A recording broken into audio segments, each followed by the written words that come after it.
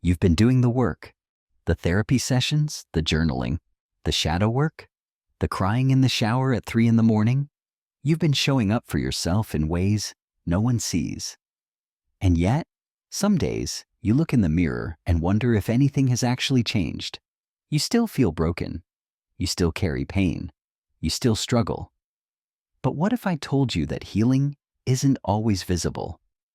What if the deepest transformation happens so quietly that you don't even recognize it's occurred? Carl Jung understood something that most people miss about healing. He knew that wholeness doesn't announce itself with fanfare.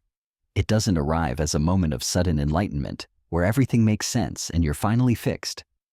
Instead, it shows up in subtle shifts, in small changes, in quiet moments where you realize you responded differently than you would have a year ago.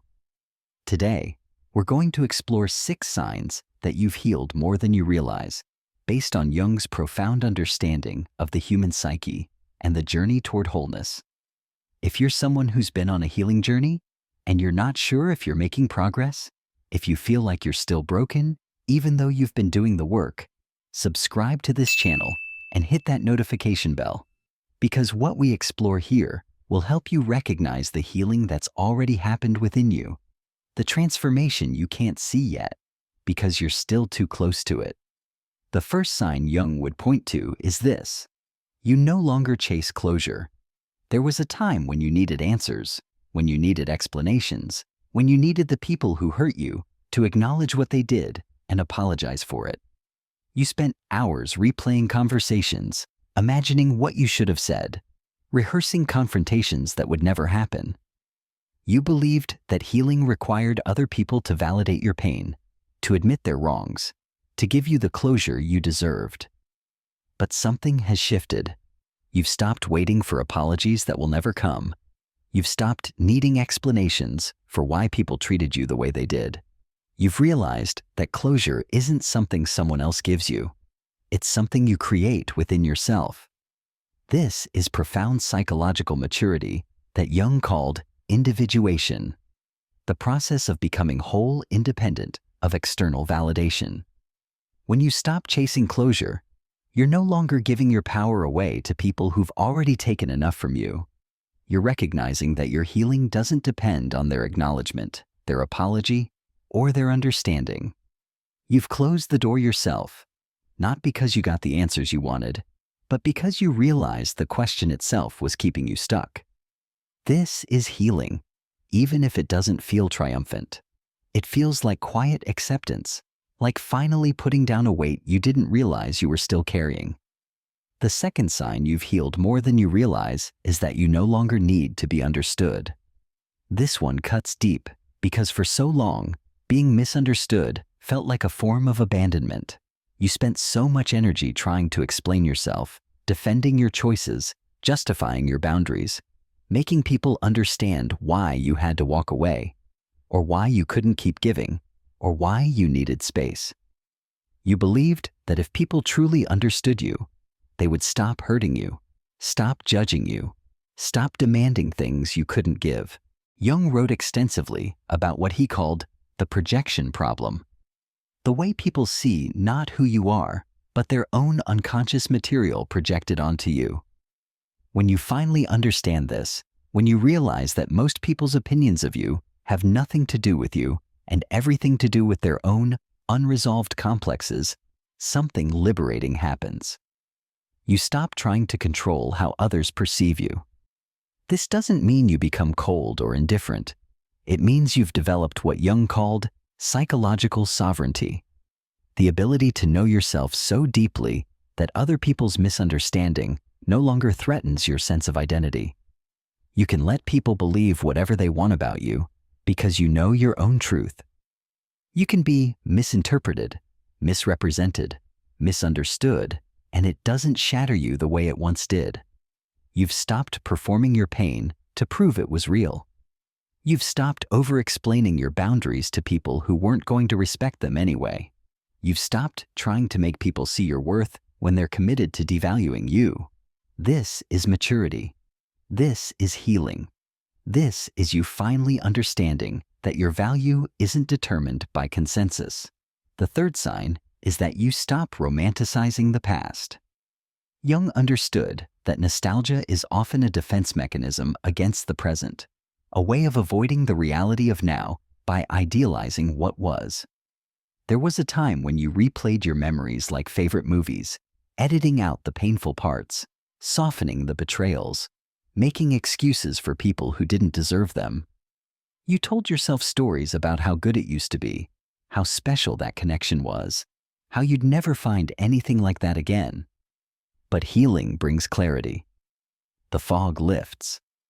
You start seeing the past for what it actually was, not the fantasy version you constructed to make the loss more bearable, but the reality that includes all the ways you compromised yourself, ignored red flags, accepted less than you deserved.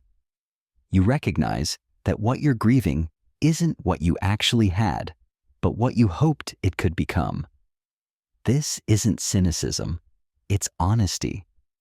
Jung called this shadow integration, the willingness to see the full truth, including the parts that are uncomfortable or disappointing. When you stop romanticizing what was, you stop being haunted by it. You can finally be present to what is, rather than constantly comparing it to an idealized version of what was. The fourth sign you've healed more than you realize is that your solitude no longer feels lonely. There was a time when being alone felt like punishment, like proof that something was wrong with you. You filled every quiet moment with noise, scrolling, binge-watching, constantly checking your phone, anything to avoid being with yourself. The silence was unbearable because in it, you heard all the voices telling you that you weren't enough, that you were broken, that no one would ever truly love you. Jung spoke about what he called the necessary solitude of individuation, the recognition that becoming whole requires time alone with yourself, not running from yourself. Healing happens when solitude transforms from something you fear into something you protect. When being alone stops feeling like loneliness and starts feeling like coming home to yourself. You've reached a place where you can sit with yourself without judgment, without the desperate need to fill the space with someone else's presence or validation. You can eat dinner alone without feeling pathetic. You can spend a weekend by yourself without feeling like you're missing out.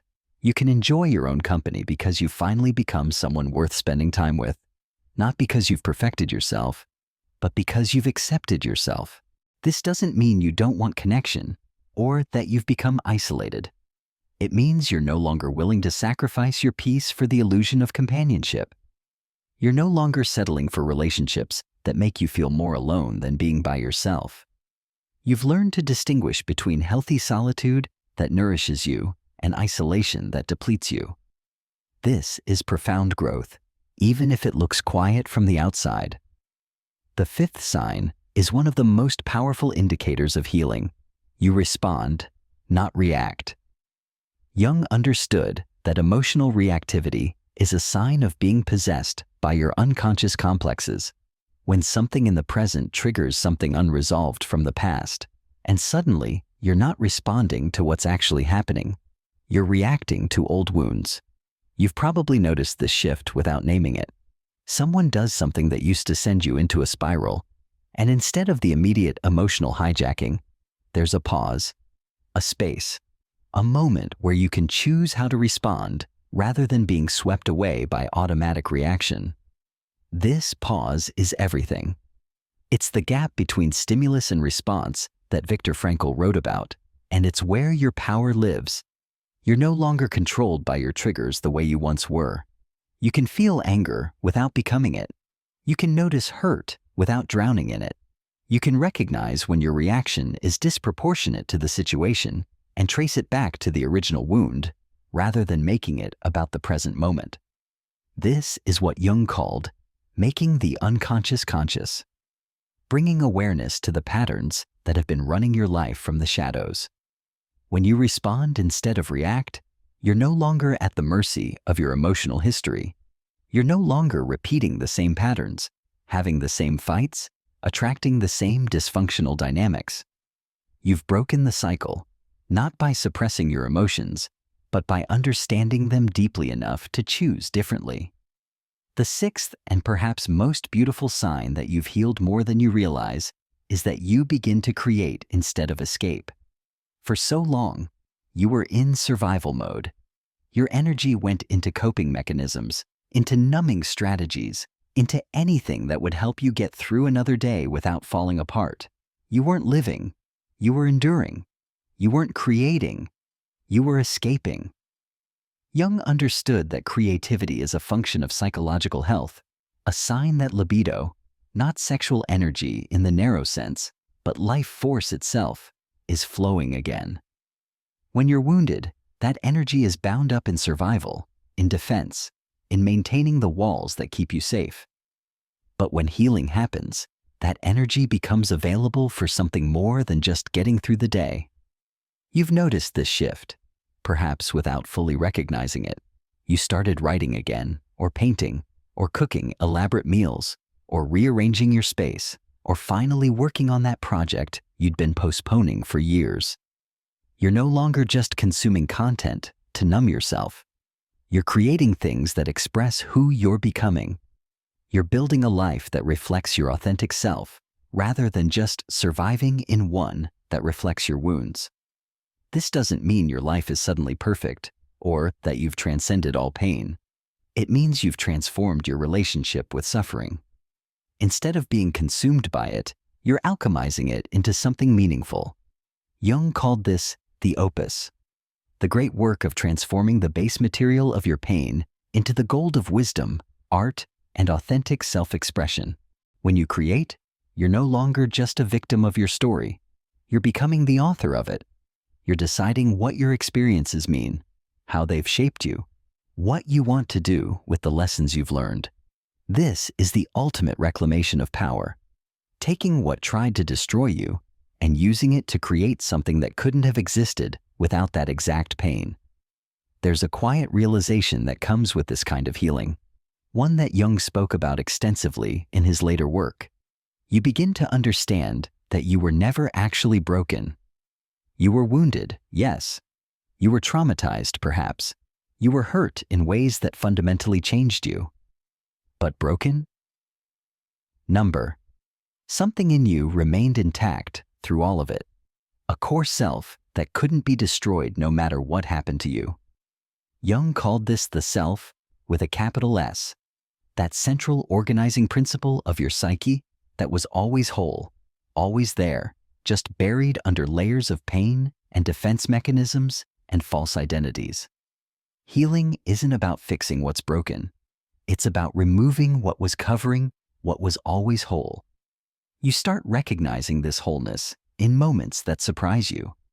A situation that would have destroyed you a year ago barely disturbs your peace now. A person who would have had power over you no longer does. A memory that used to torture you has lost its charge. You're not numb to it. You've just integrated it. It's part of your story now, not the whole story. It's one chapter, not the entire book. This recognition brings a kind of freedom you didn't know was possible. The freedom to be imperfect and still worthy. The freedom to have been hurt and not be defined by it. The freedom to carry scars and still be beautiful. The freedom you didn't notice arriving shows up in the smallest moments. You catch yourself laughing genuinely for the first time in months. You realize you went an entire week without thinking about the person who used to occupy your mind constantly. You notice that the anxiety that used to wake you at night has softened into something manageable. You're sleeping better, not because life got easier, but because you're no longer at war with yourself. Jung understood that true healing creates what he called psychological peace, not the absence of problems, but the presence of an inner stability that remains regardless of external circumstances. You're no longer being tossed around by every wave. You've found your center, and while you still feel the storms, they no longer capsize you the way they once did. If you've recognized yourself in these 6 signs, if you're beginning to see that you've healed more than you realized, subscribe to this channel because we explore the depths of Jung's wisdom about transformation, healing, and becoming whole. Your journey matters, And recognizing your growth is part of honoring how far you've come. You've developed what Jung called the observing ego, the part of you that can witness your experience without being completely identified with it. You can feel sadness without becoming sadness. You can notice fear without being consumed by it. You can experience pain without believing that pain is all you are. This capacity for self-observation, for holding your experience with compassion rather than judgment, is one of the greatest gifts of healing. The people in your life might not notice these changes. They're not dramatic or performative. You didn't suddenly become a different person. You're still you, just a version of you that's no longer held hostage by your past. A version that can carry both your history and your hope.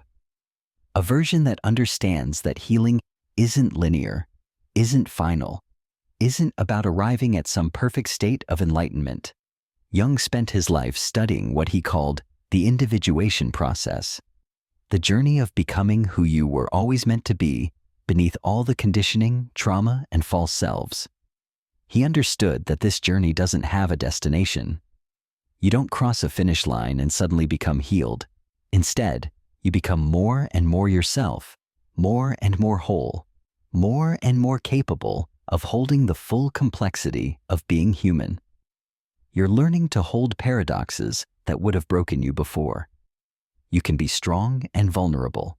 You can be wounded and whole. You can carry pain and still experience joy. You can remember what hurt you and still choose to trust again. You can acknowledge your scars and still see your beauty. This is integration, the ability to contain multitudes without needing to collapse into one story about who you are. The work continues, of course. Healing isn't a permanent state you achieve once and maintain forever. It's an ongoing practice, a continual return to yourself, a daily choice to show up with honesty and compassion. There will be days when you feel like you've regressed, when old patterns resurface, when you wonder if you've actually healed at all. Jung would remind you that spirals are not circles. Even when you revisit old territory, you're meeting it from a different level of consciousness.